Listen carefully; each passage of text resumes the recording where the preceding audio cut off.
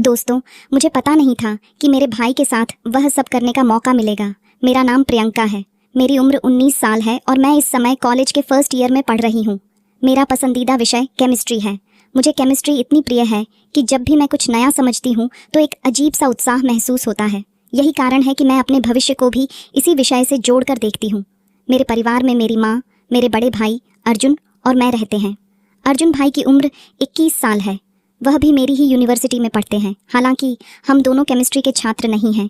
उनकी दिलचस्पी इंजीनियरिंग में है। हमारे घर में सुबह का वक्त हमेशा भाग दौड़ से भरा रहता है।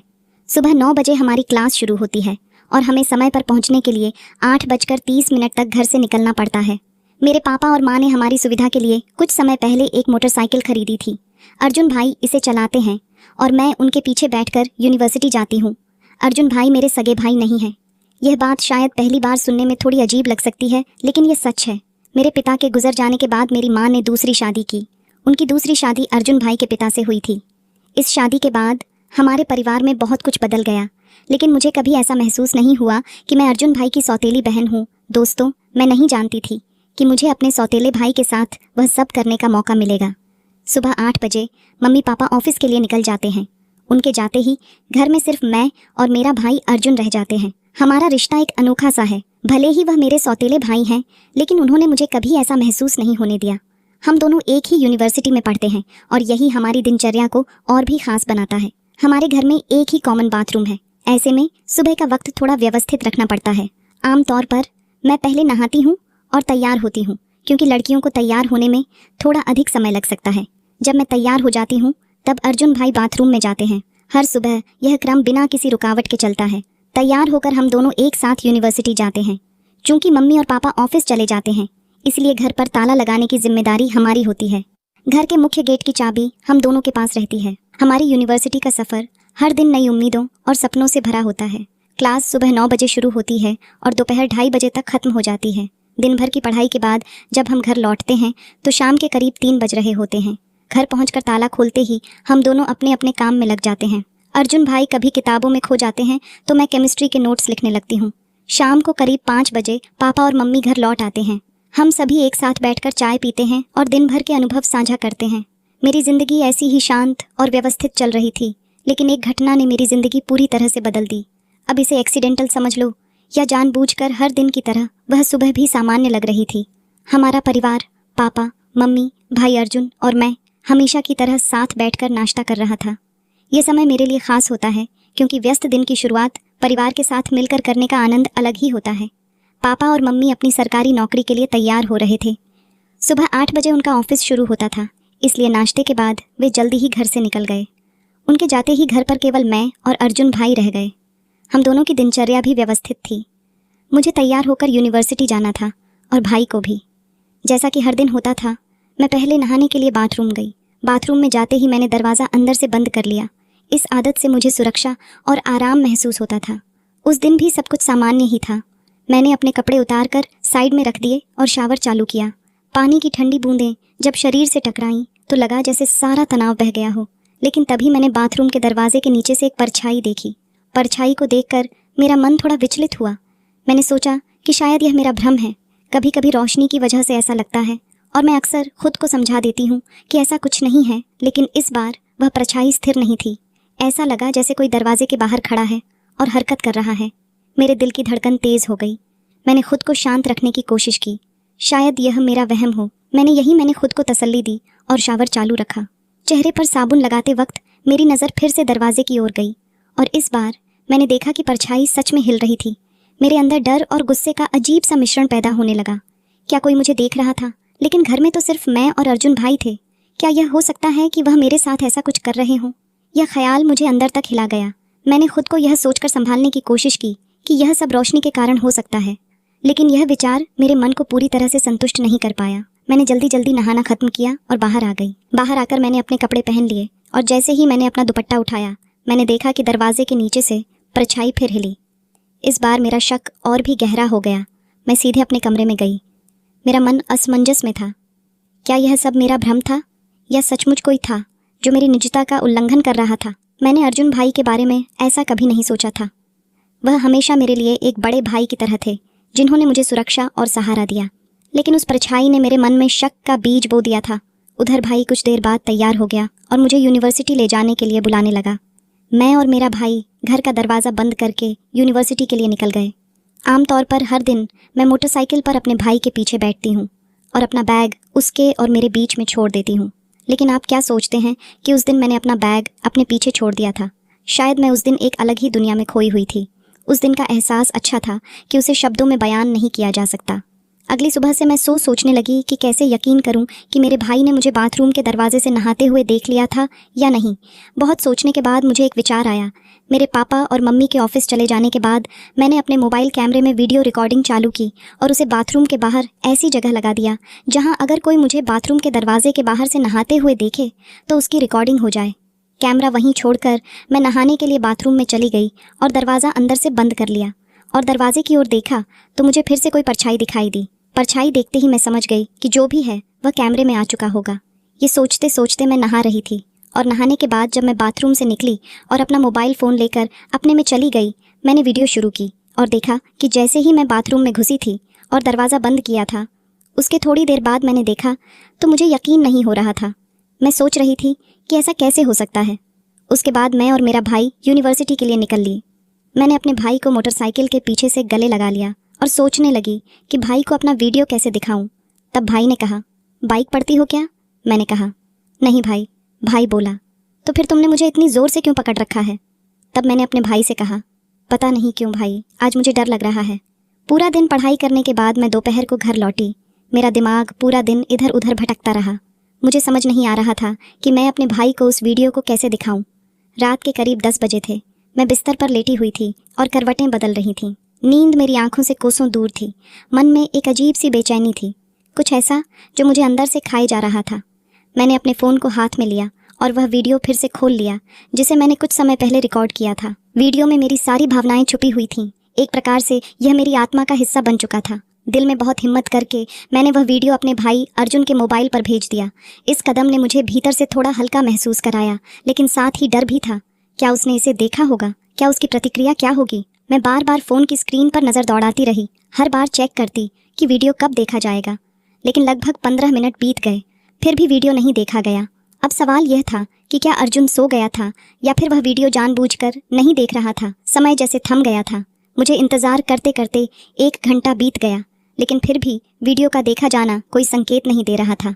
मेरी बेचैनी बढ़ने लगी। रात का समय था और सब सो रहे थे, फिर भी मुझे वह वीडियो और अर्जुन के जवाब का इंतज़ार था। अगले दिन सुबह संडे था। रविवार के दिन सब घर पर होते थे, मम्मी, पापा, अर्जुन और मैं। हम सभी ने एक साथ नाश्ता किया, लेकिन मैंने अर्जुन के चेहरे पर कुछ भी ऐसा नहीं देखा जिससे यह लगता कि वह वीडियो के बारे में सोच रहा था या उस पर प्रतिक्रिया दे रहा था।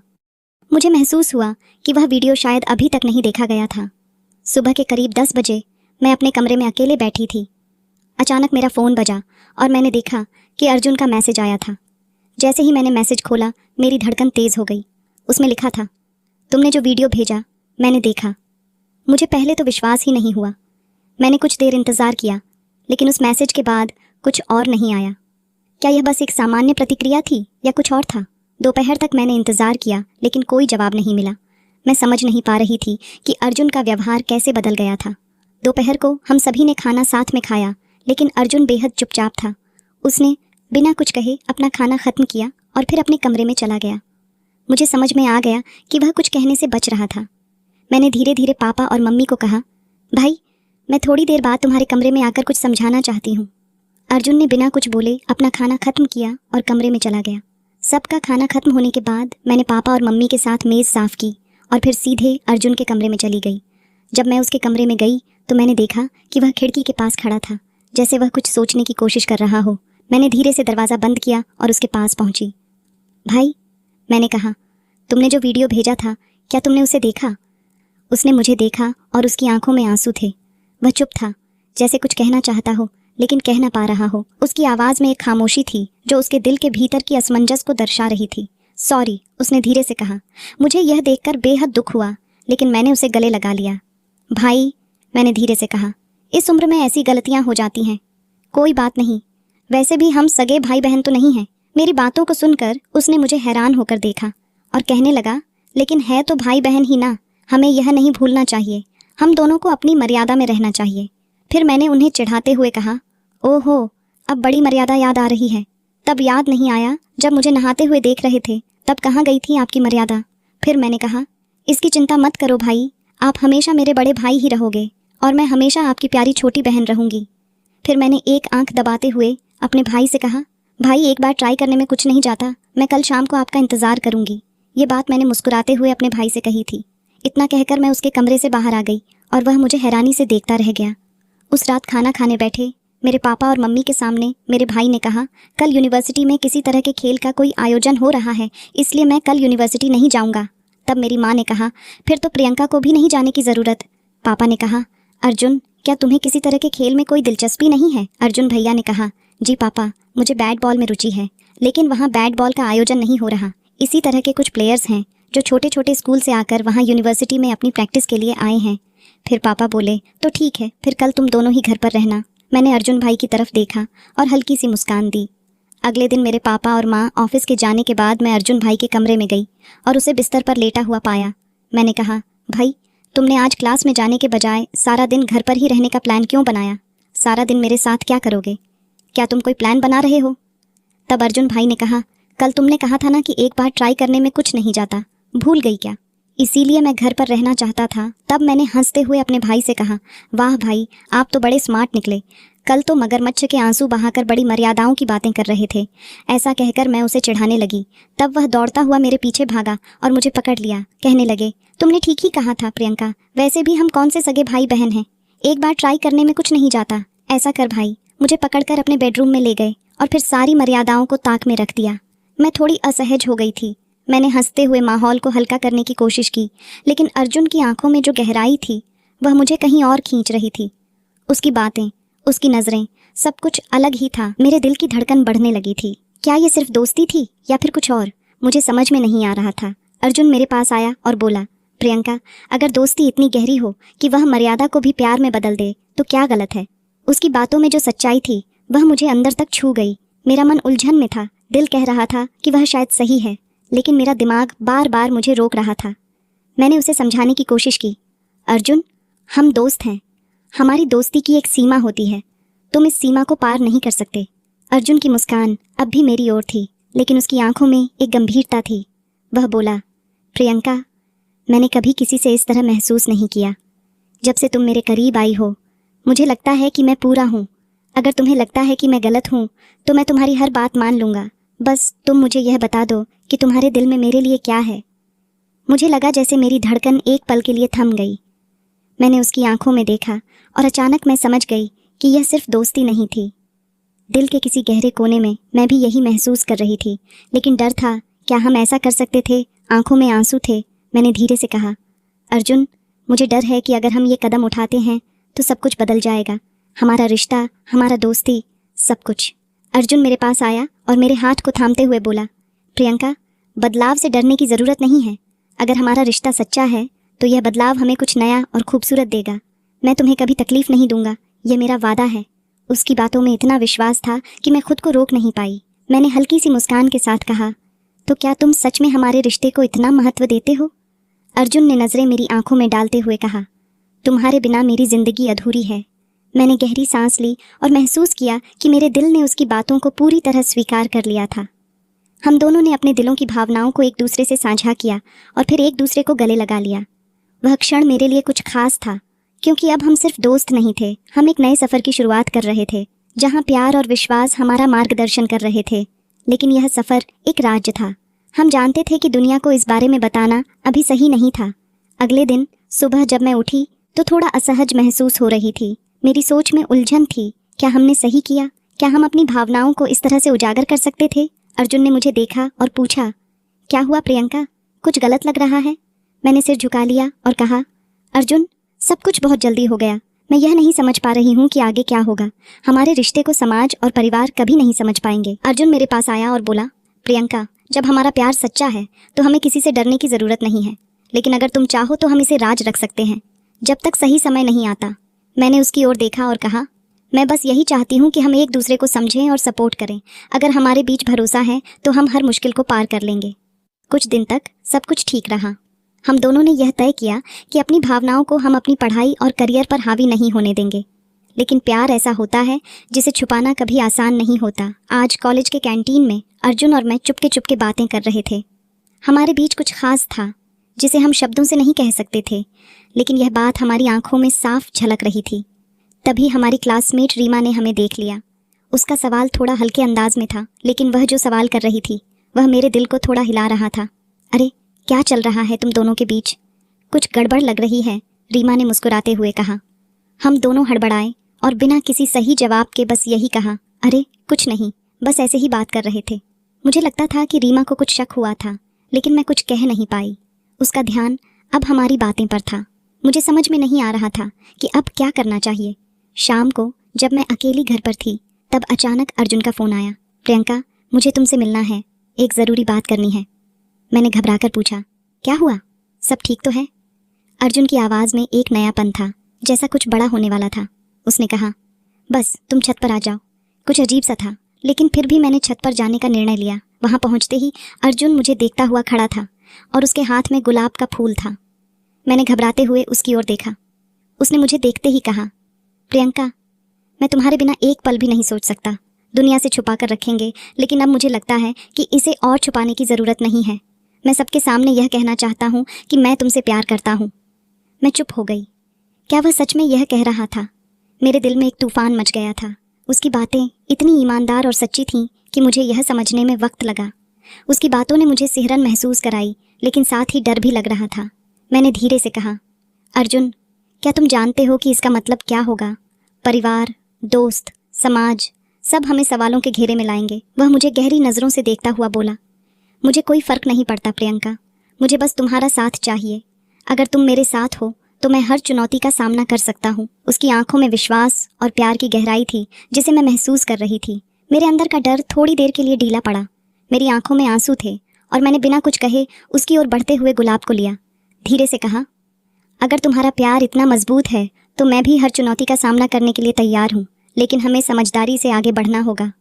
हम दोनों ने एक दूसरे को गले लगा लिया।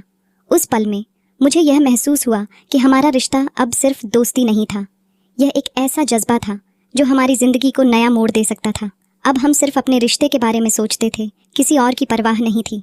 हम जानते थे कि हमें इसे दुनिया से छुपाना पड़ेगा, लेकिन हमारी भावनाएं अब सच थीं।